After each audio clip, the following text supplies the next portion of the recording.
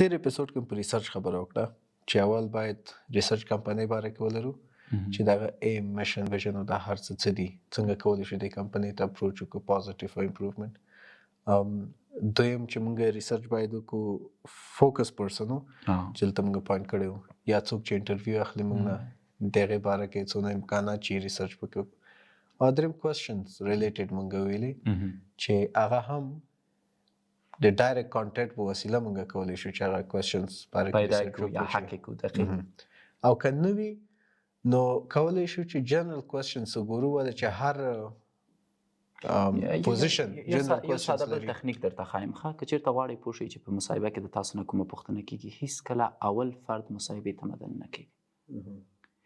پیاداش خودت بفرما محترم هستی یو چې لاړ چې هغه راووت هغه ته یو دقیقه ووسه بل ته وایي ته لاړ شه تو هم محترم هستی څه پوښتنې درنه وکړې محیط څنګه و شرایط څنګه دي هغه خپله درته وایي. ته فکر کوې چې هغه به وایي فرض وکړه درته ولې چې هغه وایي چې یعنې زه ولته ته وایم دا به پاس شي زه به فیل شم. اوس فرض وکړه هغه وخت کې تا ته دروغ وایي چې ته لاړ اوسې د انټرویو دپاره او 5-6 نفره ټول ناست دي او ته د بوم غوندې غلی ناست یې چا ته نه ګوري چا سره اړیکه نه جوړوي. اول نه مونږ په خپل فرست سټیج کې ویلي وو چې ستا باید همیشه فالو اپ او کمیونیکیشن په یاد اوسي. تاسو به ډېر داسې خلک لیدلي چې مصاحبې ته راشي داسې غلی ناست اوسي یو ته ګوري به نه دوی ناکامه دي یو بل نفر ګوري ناست دی سلام صاحب خوب هستی توره کدامجای ندیدی. دا لومړی پوښتنه ده چې ته یو بل سره داسې اړیکې شروع کړې چې که هغه د تا نه مخکې لاړ شي بېرته تا سره مرسته وکړي.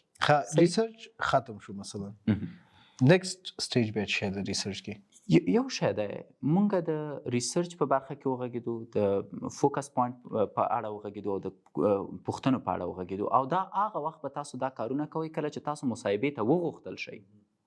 که چیرته تاسو د دغه 3 اصولو په اساس لاړ شئ مصاحبې ته زه دا وایم چې ستاسو 80% چانس د تاییدۍ ډېرېږي کوم چې موږ تېره خپرونه کې پرې غږېدلي یو ضرورت نشته بیا ریویو کوو.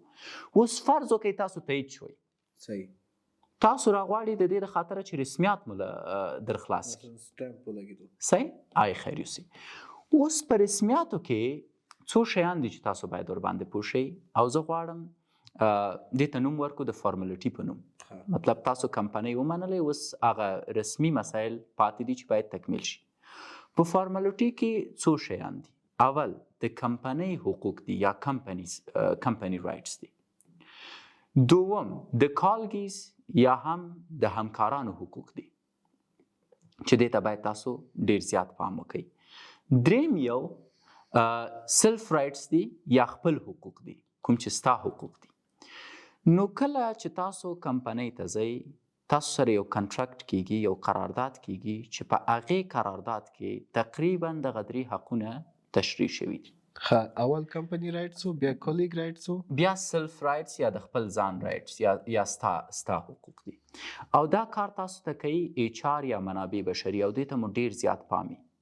په سلو کې تقریبا 1% افغانستان کې قرارداد لولي او په قرارداد کې پاتې 99% چې لولي د څو کالو دپاره دی دا قرارداد څومره معاش راکوي وروسته د هغې امضا او زی خپل کار شروع کوي. 1% هغه خلک دي چې په آرامه مغزو دا قرارداد د اولې مادې نه تر اخرې مادې پورې لولي او بیرته د ایچ آر سره په دې چنه وي. اوس د دې د خاطره چې زه دا موضوع لږ څه واضح کړم چې د کمپنۍ حقوق څه ته وایي د همکارانو حقوق څه ته وایي او د ځان حقوق څه ته وایي. تاسو سره قرارداد کیږي تاسو د قرارداد مادې لولئ. په قرارداد کې تاسو ته ویلي دي چې 10 ورځې تاسو په کال کې رخصتي کولی شئ. ته ایچ آر ته بیرته ځې ورته وایي چې وروره 10 ورځې رخصتي په داسې حالت کې چې زه د خپلو حقونو نه خبر یم زه د وزارت نه د کار او امور اجتماعي وزارت نه خبر یم په کال کې باید یو کارمند ته حداقل 15 ورځې رخصتي ورکول شي. که تاسو ماته 10 ورځې رخصتي راکوئ دا خو تنها زما د مریضۍ ورځې هم نه پوره کوي. او دې کې خو بیرته مثلا دا ما خپله کتل دي که نه عموما تا ته بیرته چې جواب درکوي وایي هغه دولتي ادارې دي موږ شخصي لرو خپل ځان نه رولز لرو. بیا دا جواب عموما صحیح. اوس فرض وکړه تا دا جواب ترلاسه کړ ته یې سمه ده بیخي صحیح ده اما پوهېږې تا چې شی کړی ګټه دې څه ده. په ایچ آر کې نور خلک تا پیژني چې د ځان د حق اړوند خبرې باور وکړه ته او نور کارمندان. یو کارمند چې 3 کاله یې تیر کړي HR ته ځي، شاید څوک یې ونه پیژني، اما یوه میاشت وروسته چې ته HR ته ځي د HR رئیس چې ګوري وایي دا هغه سړی دی چې ماته یې د حقوقي برخې نه خپل حق راښودلی و. د تا نه ډېر ډارېږي نسبت هغه فرد ته چې دا موضوع نه ده منشن کړې یا دا موضوع نه ده یاده کړې. دا پوښتنه ستا ډېره مهمه وه. ته چې کله غواړې حقوقي برخه کې چنه ووهې، په اصل کې کیدای شي ته ونه شي کولی د مافیایي سیستم د حقوقو په مقابل کې ودرېږي او خپل حقوق لاسته راوړې، اما لږ تر لږه کولی شي مافیایي سیستم ته دا وښایي چې د دې نه ډېر تا تر پښو لاندې نه کړي. نو دا لومړی جګړه، البته جګړه داسې جګړه چې ته به هلته جنجال نه کوي چې نه زه د خپل حق نه خبر یم 100% 100 ورځې باتمن راکوي. نه، ورته وایي صحیح ده چې ستاسو قوانین دي، زه ورته احترام لرم، اما تاسو هلته وښودل چې د خپل حق نه هم خبر یې، د کارمند د حق نه هم خبر یې او د کمپنۍ د حقوقو نه. وروسته د هغې چې کله دفتر کې تاسو کار شروع کوئ، لومړی د HR مرحله شو. لومړی ورځ مو ده راځئ چې کله راغلی تاسو باید پوه شئ چې څوک څه کاره دی. دا د کالګیس یا د همکارانو د حقوقو برخه ده. ته راغلی دفتر ته، په یو دفتر کې کار کوي، 12 کارمند دي. په دې 12 کارمندو کې تا ته لومړنۍ مرحله دا ده چې یو څوک درته دا فرید فنا دی او درته په اړه معلومات نه ورکوي، ته باید وایي فرید فنا څه کاره دی، وظیفه یې وبخښي څه ده، دا مسؤل دی د یو لړنا د برخې په میډیا کې. نور څه مهارتونه لري فرید جان؟ دا انیمیشن برخه کې کار کوي، دا یو ډېر ښه هاست دی. هر هغه څه چې تا ته ویل کېږي ته باید هغه په خپل ذهن کې ثبت کړي او پوه شي چې زه د دې همکار نه په کوم وخت کې څنګه مثبت استفاده کولی شم او زه دې همکار ته چیرته کله په کوم وخت کې مثبت تمامیدی شم. دریم د کمپنۍ حقوق دي. ته باید پوه شي چې کمپنۍ ته پرایورټي یا اولویتونه څه شي دي. متاسفانه اکثرا خلک په دې نه پوهېږي او اکثرا خلک د همدې د خاطره په خپل دفتر کې مخ ته نه ځي. د ما دپاره جالبه ده، ما په یو کمپنۍ کې کار کوم چې په هغې کې تر ټولو مهمه د باس رضایت یا د باس دپاره چاپلوسي وه او زه لګیا وم په هغې کمپنۍ کې په کیفیت کار کوم. جالبه خبره دا ده چې په 2 کالو کې زما معاش تر ټولو کم شو او زما د ویستلو خطر 90 سلنه و. ما ویلې زه خو یو ځای کې غلط روان یم، نور خلک 9 ساعته راځي، مسخرې کوي، ټوکې ټکالې کوي، سبا ته ګوري پروموشن یې اخیستی، سبا ته ګوري یو پکې کاردیناتور دی، یو پکې سوپروایزر دی، یو پکې جنرال منیجر دی. زما بیچاره بیخ دلته راووتو په دې کمپنۍ کې، آخر کې چې ته لا ټکول کېږم، زه نیوکې هم په ما کېږي. مثلا یو مثال در کوم، دې دفتر کې به په یوه میاشت کې یوه ورځ چې ما غیر حاضري وکړه 18 ایمیله به وشو، ته ولې غیر حاضري کوې؟ ستا کار مهم دی، هر څه دې پرېښي. بل نفر به په یوه میاشت کې 15 ورځې نه راته هېڅ مهم به نه و. راز څه شی دی؟ پوهېږې راز به څه شی و؟ هغه نفر به په ورځ کې 3 ځلې خپل رئیس ته سهار به یې ستړي مشي کولی او چاپلوسي به یې کوله، ویښتان دې څنګه لوکس دي. غرمه به بیا ورته چې والا دې کالی ته خو مې د پام شوی نه و، دا بیخي ښایسته دي. ماښام به تلو، والا فلانکی صاحبه زه خو ځم، کوم خدمت یې ما ته؟ نه هېڅ خدمت نشته. سبا ته بیا راغی، یو 2 روپیګي چاکلیټ به یې اخیستی، والا صاحب مدیر صاحب په لار را روان وم، دې چاکلیټو ته مې وکته ته رایاد شوي. دا وخت دا د ده پلان و. کمپنۍ ته په هغې وخت کې پرایورټي څه شی وه؟ د رئیس خوشحاله ساتل. ته ولې چنګوې په کیفیت؟ مه اوسه، ځکه ته راغلی یوازې د ژوند لومړي پړاو ته چې کارمندي ده، ته 3 نور پړاوه لري چې باید تجربه کړي. په دې کارمندۍ کې ستا اصلي هدف یوازې زده کول دي. ته باید هر څه زده کړي، په خپل وخت چاپلوسي، په خپل وخت دا ښه باید زده کړي، بد هم باید زده کړي، اما د بدو دفاع وکړه. ما څه شی وکړه؟ زه اوس په هغې وخت کې چې هغې کمپنۍ کې وم، زه پوه شوم چې د هغوی بورډ په څه شي کې دی. ما ډیفنسیو سیستم غوره کړه، ومې نه غوښته چاپلوس شم، ځکه د ځینو خلکو ذات کې دا نه دي چې ځینې مهارتونه ولري. ډیفنسیو سره مثلا رئیس ته به مې ویل چې ګوره رئیس صاحب ویښتان دې ډېر ښکلي دي، په دې شکل به راغلم، نور به اول دفعتاً د کار په برخه کې نه راتلم. رئیس صاحب ویښتان دې ډېر ښکلي دي، نن ډېر تازه شوی یم، خیر یوسې څنګه یې، څه خبرې دي؟ نن دې بیخي تغییر کړی.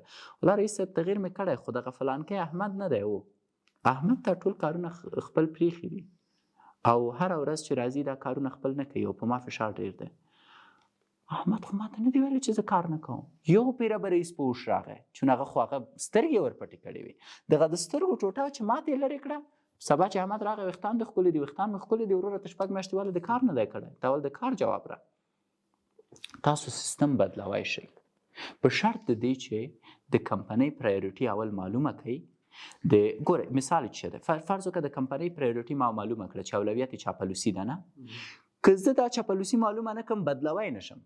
صحیح. نو زما مین موضوع په فارمالیټي کې چې ده په رسمیاتو کې تاسو د خپلو همکارانو پرایورټي معلومه کوي، د خپل کمپنۍ پرایورټي معلومه کوي او د خپل ځان پرایورټي معلومه کوي او دا ډیره مهمه ده. مثلا ته په دې پوه شه چې ته ولې دې دفتر ته راغلی، ستا اولویت دې دفتر کې څه شی ده. که د معاش اخیستل اولویت دی نو بیا ولې 9 ساعته ناستې کار کوي؟ که د کار زده کول اولویت دی نو بیا ولې ناستې د خلکو سره باس ته دې وایي چې ویښتان دې ښکلي دي؟ اکثرا خلک چې په دفاترو کې کار کوي خپله پرایورټي ورته معلومه نه ده. ما ته یو نفر راوښیي چې په یو دفتر کې کار کوي او د خپلې پرایورټي لست یې جوړ کړی. مثلا زه سلف پرایورټي په دفتر کې 3 کټګوري ما ورته ورکړي دي. اول کمپنی پرایورټي ده، هغه څه دپاره چې ما ته معاش راکول کېږي زه باید هغې ته کار وکړم.